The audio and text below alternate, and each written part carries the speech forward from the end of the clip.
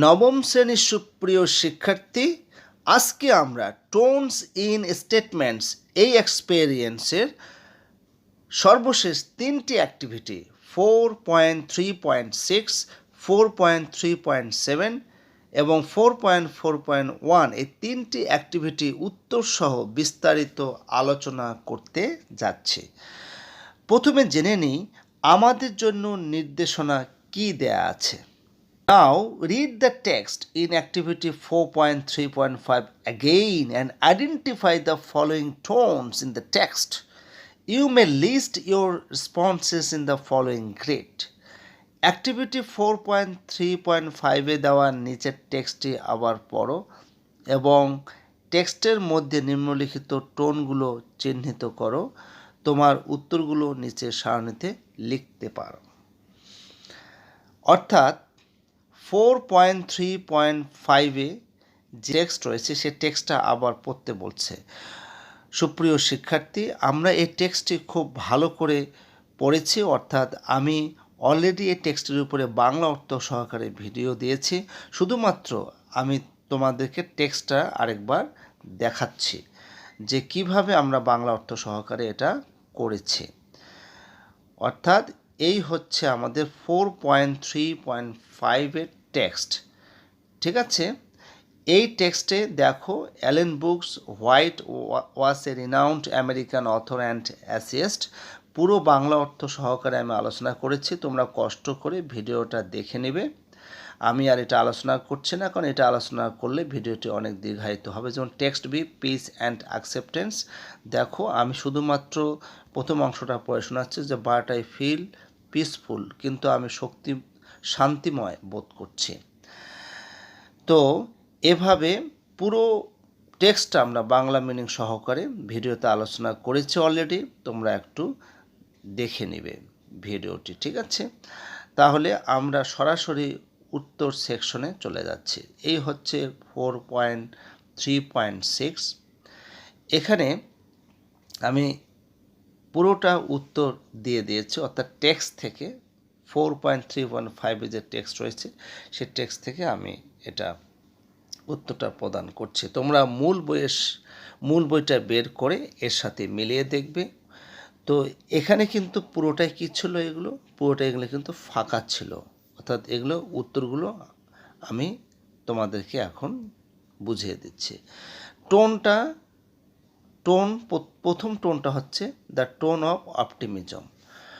Optimism মানে হচ্ছে আশাবাদের tone. আমরা যে আশা করি, আমরা কোনো কিছু পাওয়ার জন্য যেটা আশা করি সেটাই হচ্ছে অপটিমিজম। তো এই 4.3.5 যে অ্যাক্টিভিটি রয়েছে, এই অ্যাক্টিভিটির মধ্যে যে টেক্সট রয়েছে, এই টেক্সটের মধ্যে আসলে কোন সেন্টেন্সের মধ্যে এই অপটিমিজম রয়েছে, আমরা অপটিমিজম খুঁজে পেয়েছি এটার মধ্যে, এই সেন্টেন্সের মধ্যে ইওর ফিউচার ইজ অ্যাসিওর্ড, তোমার ভবিষ্যৎকে নিশ্চিত করা হয়েছে। আমরা অপটিমিজম খুঁজে পেয়েছি দুই নম্বর সেন্টেন্সের মধ্যে, অর্থাৎ ওখানে কিন্তু ওই প্যাসেজের মধ্যে সেন্টেন্স দেওয়া আছে যে Christmas will come and the snows of winter. আমরা আসলে আশা করছি যে অবশ্যই বড়দিন আসবে এবং উইন্টারের তুষারপাতও আসবে। এরপরে the tone of affection and care, আমরা কোন কোন সেন্টেন্সের মধ্যে অ্যাফেকশন এবং কেয়ারের টোনগুলো দেখতে পেয়েছি।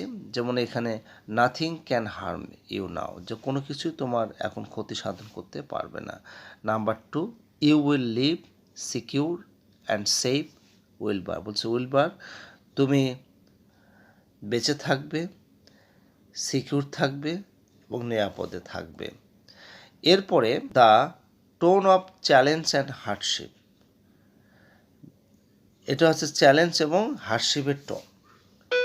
চ্যালেঞ্জ এবং হার্ডশিপের টোনের মধ্যে আমরা যে সেন্টেন্সের মধ্যে পেয়েছি সেটা হচ্ছে এটা, through Charlotte's web she conveys messages to save Wilbur's life, teaching about compassion, friendship and the cycle of life.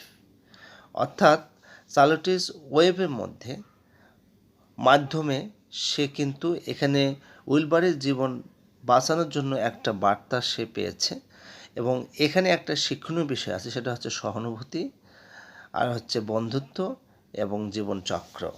এরপরে the tone of comfort and security.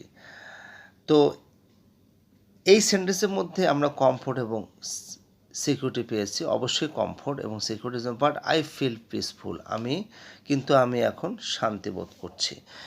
এরপরে 4.3.7 অ্যাক্টিভিটি, যে এই অ্যাক্টিভিটিতে কী নির্দেশনা দেওয়া আছে আমরা একটু পড়ে নিই ভালো করে।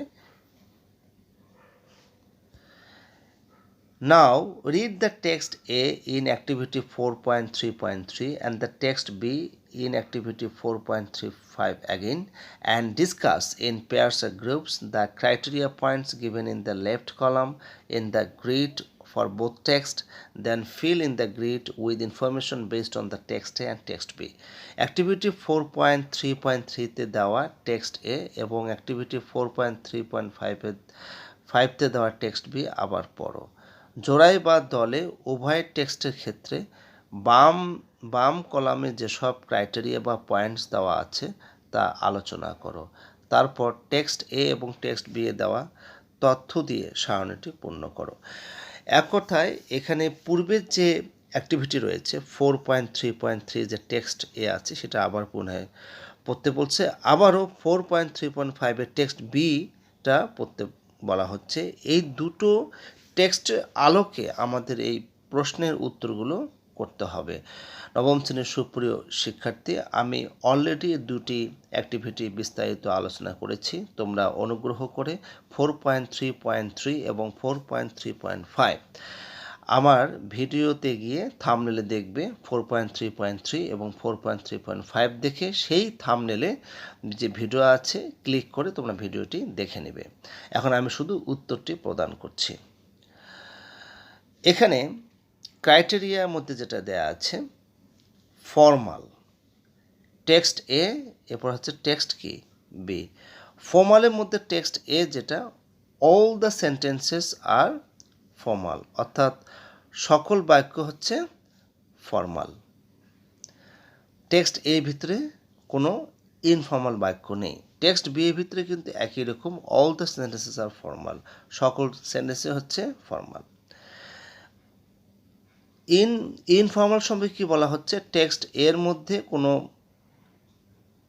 ইনফর্মাল নেই এবং নো সেন্টেন্স ইজ ফর্মাল, অর্থাৎ এটা কোনো আমরা টেক্সট এ টেক্সট বি এর ভিতরে কোনো প্রকার ইনফর্মাল সেন্টেন্স দেখতে পাইনি। চয়েস অফ ওয়ার্ডস, অর্থাৎ টেক্সট এর ভিতরে যত শব্দ চয়ন করা হয়েছে সেটা ছিল এক্সেলেন্ট, চমৎকার। টেক্সট বি এর ভিতরে কিন্তু এক্সেলেন্ট। এরপরে টেক্সট এ এবং টেক্সট বি এর ভিতরে যে ভয়েস অফ অথর, এটা অবভিয়াস, এটা স্পষ্ট এবং এটাও অবভিয়াস। এর মধ্যে যে মুড আছে টেক্সট এ এবং টেক্সট বি এর মধ্যে, সেটা অবশ্যই এক্সপ্রেসিভ, প্রকাশ করার মতোই, ঠিক আছে। তো এভাবে এরপরে ফিলিং যেটা, সেটা দুটা টেক্সটের মধ্যে ন্যাচারাল ফিলিংস ছিল, ঠিক আছে, ন্যাচারাল ফিলিংস। এরপর লাস্ট ওয়ান 4.4.1 অ্যাক্টিভিটি, আমরা পড়ে নিই আমাদের জন্য নির্দেশনা কী দেওয়া আছে। Select 5 poems that you have read in your textbook, either Bangla or English, textbook of class 6, 7, class 8 or class 9. Then list them in the left column and identify their respective tones in the next column. Finally, quote from the poems and explain why you consider this poem for the particular tone in the next columns. ষষ্ঠ, সপ্তম, অষ্টম এবং নবম শ্রেণীতে পড়া তোমার পাঠ্য বই বাংলা বা ইংরেজি থেকে 5টি কবিতা নির্বাচন করো। বাম কলামে তাদের নাম লেখো এবং সংশ্লিষ্ট কবিতাগুলোর টোন পাশের কলামে লেখো। পরের 2 কলামে কবিতাগুলো থেকে উদ্ধৃত করো এবং কেন তুমি একটি নির্দিষ্ট টোনের জন্য ওই কবিতাটিকে বিবেচনা করেছো তা লেখো, অর্থাৎ ব্যাখ্যা লিখতে হবে, ঠিক আছে। তো আমরা অষ্টম এবং নবম শ্রেণী এবং সপ্তম শ্রেণী থেকেও নেওয়া হয়েছে, যেমন প্রথমটি হচ্ছে সপ্তম শ্রেণী থেকে আমরা নিয়েছি, ঠিক আছে। এই দুটো কবিতা হচ্ছে সপ্তম শ্রেণী থেকে, ইফ কবিতা। তো ইফ কবিতার মধ্যে যে টোন আমরা দেখতে পাই সেটা হচ্ছে টোন অফ উইশ। আর কোথায় দেখতে পাচ্ছি, কোন সেন্টেন্সের মধ্যে, সেটা এখানে দেওয়া হয়েছে কোয়েট ফ্রম দ্য পোয়েম, অর্থাৎ if you can make one heap of all your winnings, অর্থাৎ তোমার যত প্রকার সফলতা রয়েছে সবগুলোই তুমি একত্রিত যদি করো, তাহলে এটার মাধ্যমে আমরা কি বুঝতে পারছি, বাই ডিন্ট অফ উইশ, মানুষ ইচ্ছা শক্তির মাধ্যমে, এই অনটা হবে না, এই অনটা আমি বাদ দিচ্ছি, যে বাই ডিন্ট অফ উইশ মানে মানুষ ইচ্ছা শক্তির মাধ্যমে ওয়ান ক্যান গেইন সাকসেস, মানুষ সফলতা অর্জন করতে পারে। যদি ইচ্ছায় না থাকে মানুষ সেটা অর্জন করতে পারবে না, আগে ইচ্ছা করতে হবে। দ্বিতীয় কবিতাটা হচ্ছে be the best whatever you are, অর্থাৎ বলা হচ্ছে তুমি ঠিক যেই রকম সেই রকমই বেস্ট, এর অতিরিক্ত কোনো কিছু করা যাবে না। তোমার যেরকম সামর্থ্য তোমার ঠিক সেই রকমভাবেই চলা উচিত, তোমার ঠিক সেরকমই কাজ করা উচিত। এর মর্মার্থ কিন্তু এটাই। এই জন্যে এই টোনটার নাম হয়েছে কি, টোন অফ অ্যাবিলিটি। কী নাম হয়েছে? Tone of ability. তো এখন আমি ওই কবিতা থেকে একটা কোয়েট করেছি, এটা যে be a bush if you can't be a tree, যে তুমি যদি একটা বৃক্ষ হতে না পারো তবে ছোট একটা ঝোপঝাড় হও, অর্থাৎ কোনো কিছু হতেই হবে, বৃক্ষ হতে হবে এমনটা না, ছোট ঝোপঝাড় হতে পারো। তার মানে যদি এটা আমি ব্যাখ্যা করি, এখানে লেখা আছে না যে ইয়োর এক্সপ্লানেশনটা কি, যদি এটা ব্যাখ্যা করি তাহলে কী দাঁড়াবে, according to own ability every person should do anything, নিজের সামর্থ্য অনুযায়ী প্রত্যেকটা ব্যক্তিরই কোনো কিছু করা উচিত, সামর্থ্যের বাইরে কিন্তু কোনো কিছু করা উচিত নয়। এরপরে number C, I wandered lonely as a cloud, অর্থাৎ আমি একটা মেঘের মতো একাকী বিচরণ করতাম।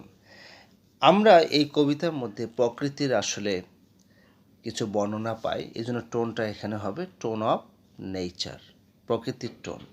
যেমন একটি সেন্টেন্স এখানে, একটা রাইম বা একটা পংক্তি এখানে নেওয়া হয়েছে, beside the lake beneath the trees, এখানে যে লেক এবং ট্রিজটা আমরা দেখতে পাচ্ছি, ব্যাখ্যাটা আমি এইভাবে দিয়েছি যে here the lake and trees are the elements of nature, এখানে হ্রদ এবং যে বৃক্ষ এগুলো হচ্ছে প্রকৃতির উপাদান। এরপরে crossing the bar, crossing the bar, এই কবিতার টোন হচ্ছে tone of sadness. Tone of sadness আমরা যে পংক্তির মধ্যে দেখতে পাই সেটি হচ্ছে এটি, and there be no sadness of farewell, আমরা সেখানে বিদায়ের কোনো দুঃখ দেখতে পাই না। তো হিয়ার স্যাডনেস ইজ এক্সপ্রেসড, ব্যাখ্যা দেওয়া হয়েছে যে এখানে দুঃখটা প্রকাশ করা হয়েছে।